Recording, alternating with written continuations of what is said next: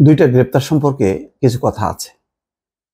সাবেক পরিকল্পনা মন্ত্রী এম এ মান্নানকে গতরাতে অ্যারেস্ট করা হয়েছে, আজকে তাকে কারাগারে পাঠানো হয়েছে। ভাগ্যিস তাকে রিমান্ডে নেওয়া হয়নি। আরেকজন হচ্ছে মশিউর রহমান, অতিরিক্ত ডিআইজি, তাকে গ্রেপ্তার করা হয়েছে।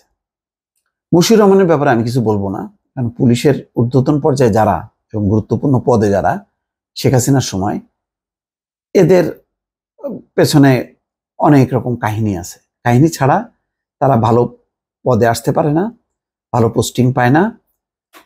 এরা কোনো না কোনোভাবে শেখ হাসিনার স্বৈর শাসনের দোসর। তাহলে আব্দুল মান্নান কি দোসর না?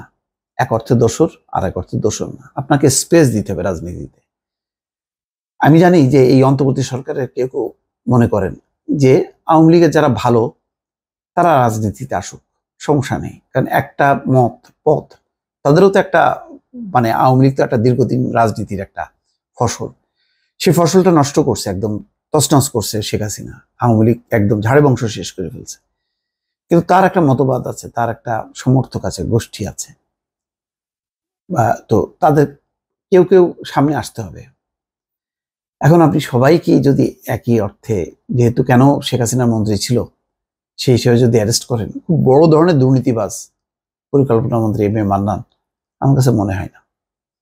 আপাত মস্তক একজন ভদ্রলোক, সদালাপী, যে কারোর সাথে কথা বলেন, কোনো অহংকার নাই। এবং এই মানুষটা কিন্তু পালায় নেই, তার নিজ বাসভবনে ছিল। সেই বাসভবন থেকে তাকে অ্যারেস্ট করে এই বয়স্ক লোকটাকে আজকে কারাগারে পাঠানো হলো। আমার মনে হয় যে এই বিষয়ে আমি বারবার বলছি যে কিছুটা চিন্তা করা উচিত।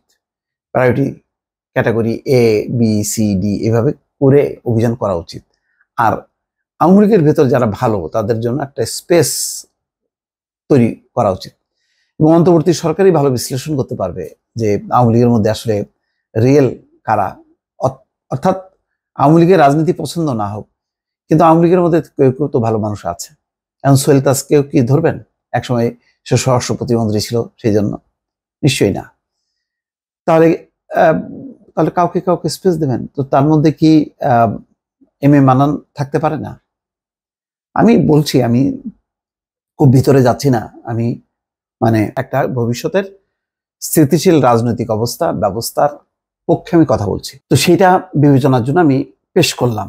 আমি কোনো দাবি করলাম না, কারণ আমি ভেতরের অনেক কিছুই হয়তো জানি না। আমি উপর থেকে যতটুকু বুঝি, জানি, কাছ থেকে যতটুকু দেখেছি তার ভিত্তিতে আমি মন্তব্য করছি।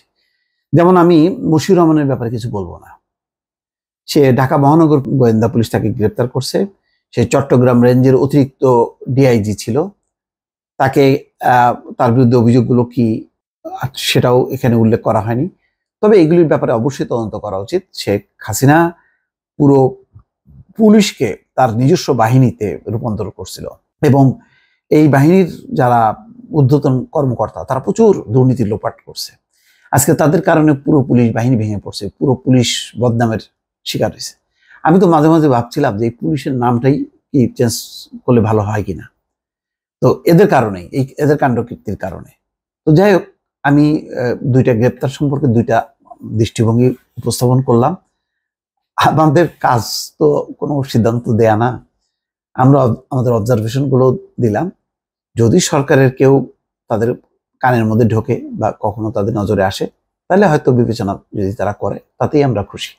ভালো থাকবেন। আল্লাহ হাফেজ।